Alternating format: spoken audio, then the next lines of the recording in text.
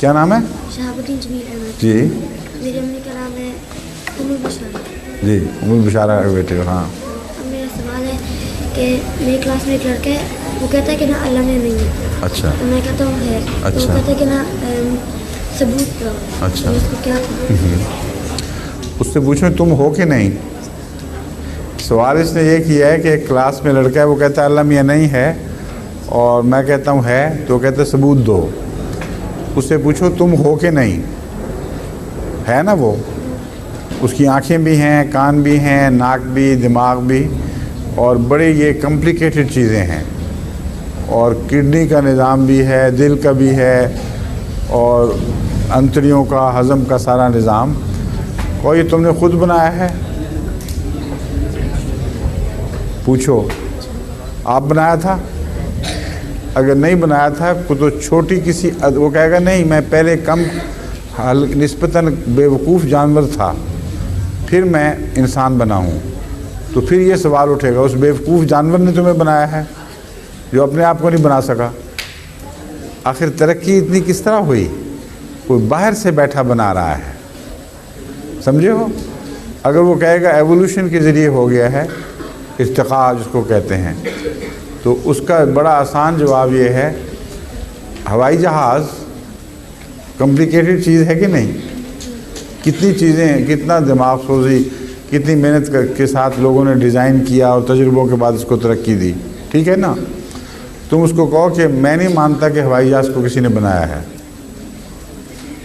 ثابت کرو کہ بنایا ہے. اگر سب دنیا مٹ جائے اور ہوائی جہاز اگلے زمانے میں جا کے نکلا ہے تو یہ بحث شروع ہو جائے.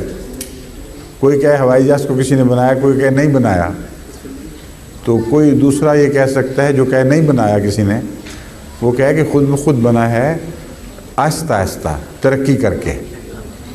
پہلے پہیہ بنا, پھر اس کا ریڈی بن گئی, پھر ریڈی سے آہستہ آہستہ ٹانگا گھوڑا گاڑی بن گئی, پھر اس سے ترقی کرتے کرتے موٹر کاریں بنی, پھر اس سے آہستہ آہستہ جہاز بنے, پھر وہ ترقی کرتے کرتے جمبو جیٹ بن گئے.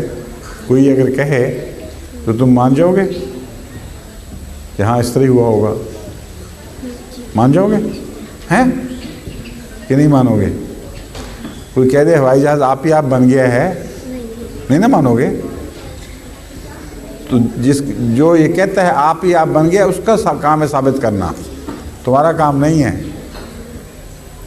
تم ملازماً کہو گے کہ یہ اتنی کمپلیکیٹڈ چیز کسی بنانے والے نے بنائی ہے جس کا دماغ ہے. دماغ پہلے ہے, چیز بعد میں ہے.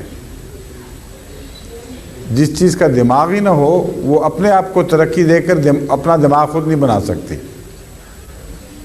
سمجھے ہو تم؟